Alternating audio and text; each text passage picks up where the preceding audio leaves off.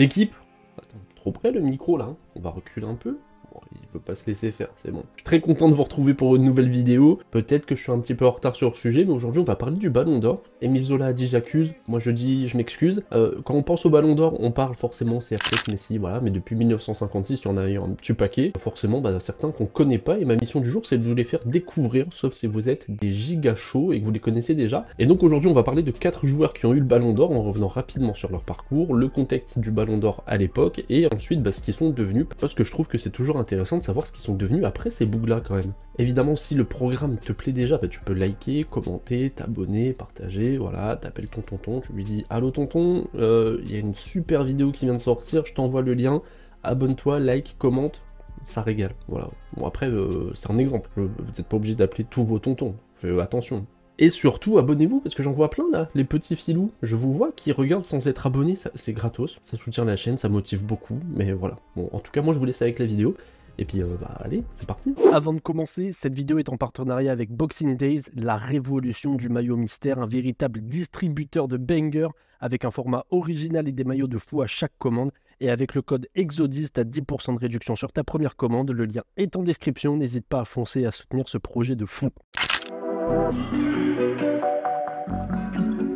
Et si on commençait par le commencement avec le tout premier Ballon d'Or de l'histoire, Stanley Matthews.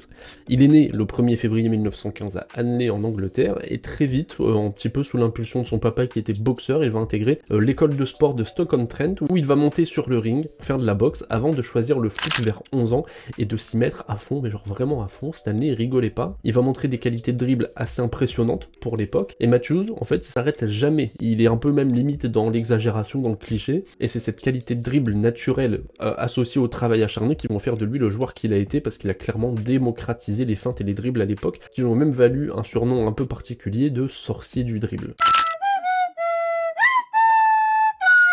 Et lors de ses passages à Blackpool et Stoke City, les deux seuls clubs pour lesquels il a joué en dehors des périodes de guerre où il était rattaché à la Royal Air Force, d'ailleurs il joue à Blackpool parce que le régiment est installé là-bas, et avec cette arrivée, Blackpool d'ailleurs devient une équipe à prendre vraiment au sérieux, et va s'imposer comme une équipe majeure du championnat à l'époque, mais sans jamais réussir à choper de vrais titres et de vrais succès, parce que finalement, si on prend le palmarès de Stanley Matthews, il n'y a pas grand chose à se mettre sous la dent. Il y a 2 titres de champion de D2 seulement, remportés avec plus de 30 ans d'intervalle, et en plus, on peut même commencer à croire que Stanley Matthews c'est un chat noir, après 2 finales de Coupe d'Angleterre perdues face à United en 48 et Newcastle en 1951.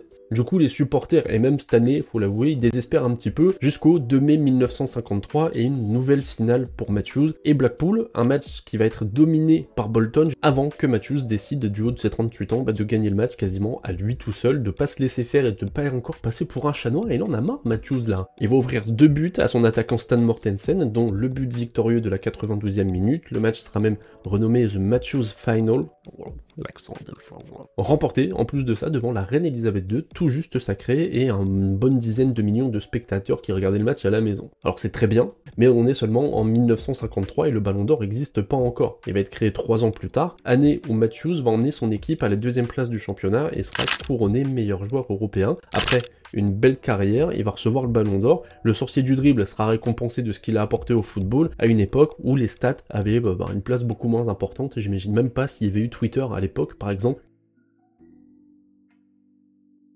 Après une belle carrière couronnée par l'obtention du Ballon d'Or, Matthews, lui, il va continuer à vivre pour le football, il va œuvrer surtout pour le développement du football en Afrique en partant chaque été aux différents pays d'Afrique. En 1975, il va former les Stansmen et des écoliers qu'il va réussir en plus de ça à sortir du pays malgré les lois de l'apartheid à l'époque. Il va les emmener jusqu'au Brésil grâce au soutien de Coca-Cola d'ailleurs et d'un journal local. Stanley va décéder en 2000, le cortège funéraire sera accompagné de plus de 100 000 personnes, faut se rendre compte, et ses cendres seront dispersées dans le rond central du Britannia Stadium de Stoke City, avant qu'une statue à sa gloire ne soit inaugurée un an plus tard.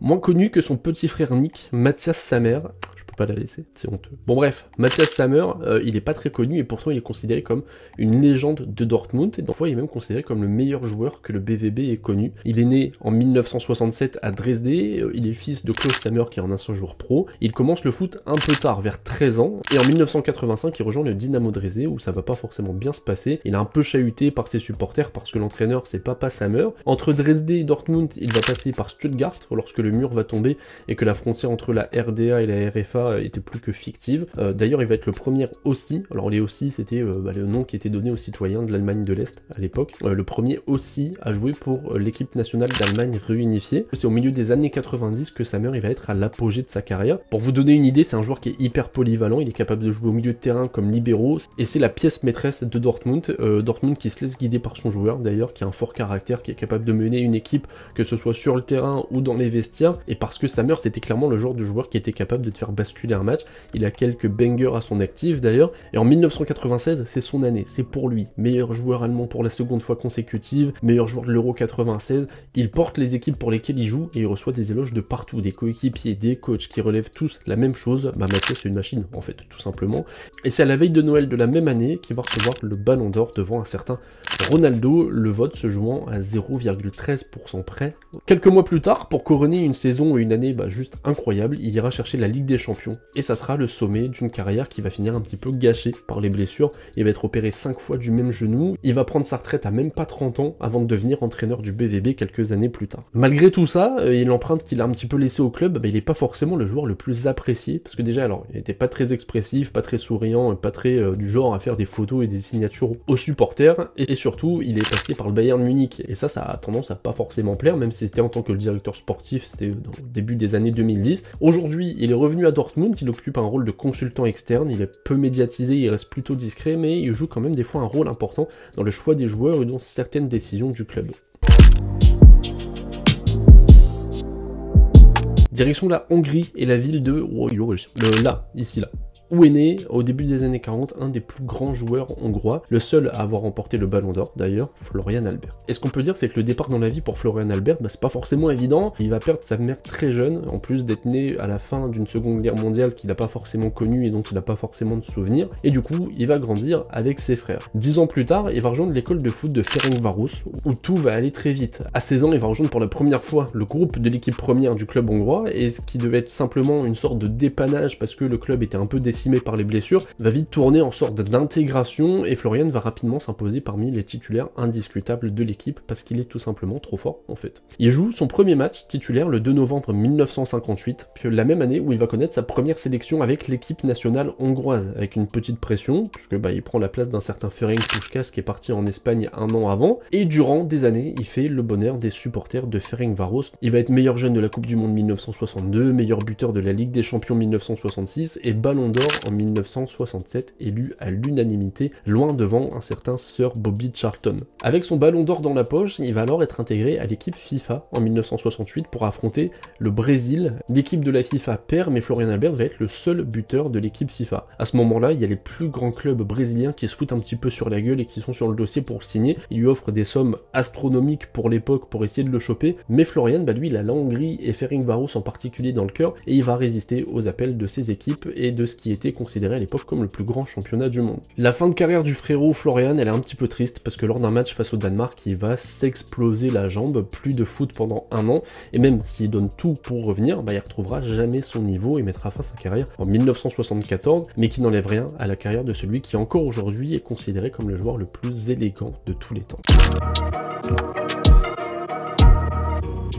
Allez, un dernier pour la route, le seul joueur des pays nordiques à être présent dans la liste des lauréats du Ballon d'Or. Allan Simonsen, il est né en 1952 à Vejle, une ville qui est connue pour ses nombreuses usines de filature de coton à l'époque, qui est même surnommée la Manchester du Danemark. Et c'est là qu'il va commencer le foot à 6 ans, dans un club où son père a passé 25 ans avant lui. Il va évoluer un petit peu dans toutes les catégories de jeunes, jusqu'au moment où il va jouer un tournoi international à Düsseldorf, en Allemagne, et où il va plutôt impressionner son monde. Surtout un certain Enes Weisweiler, coach du Borussia Mönchengladbach. Après 2 saisons pleines et quelques pions plantés, l'ailier, il va rejoindre Weisweiler en Allemagne, et même si les débuts vont pas être très simples, malgré le fait qu'il arrive en même temps que son copain Henning Jensen, il a du mal à s'adapter aux méthodes du coach qui sont un peu pas ouf, un peu dictateur sur les bords, et il ira même jusqu'à demander son transfert, mais son coach, Weisweiler, va dire non frérot, tu restes, tu bouges pas, malgré le gros intérêt de quelques clubs comme Hambourg. À l'époque, le Borussia c'est un cadre de Bundesliga, ça remporte plusieurs titres avec Simonsen dans l'équipe. Sur son aile droite, c'était un vrai joueur frisson, gros dribbleur, agile, rapide,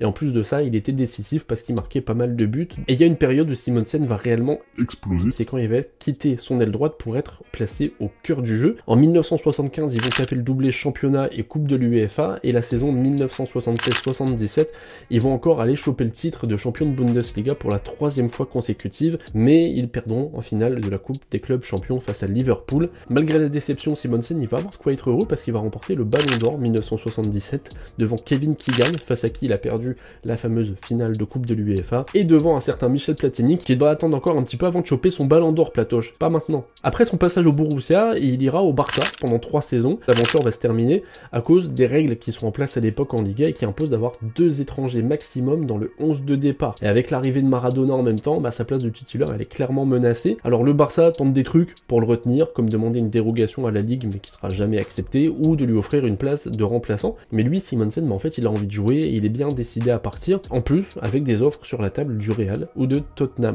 Mais lui, il va préférer rejoindre Charlton en 2e division anglaise, qui mise tout sur le Danois pour remonter, et qui va même peut-être miser un peu trop. Ils sont dans la merde financièrement et ils peuvent plus en fait honorer le contrat de Simonsen.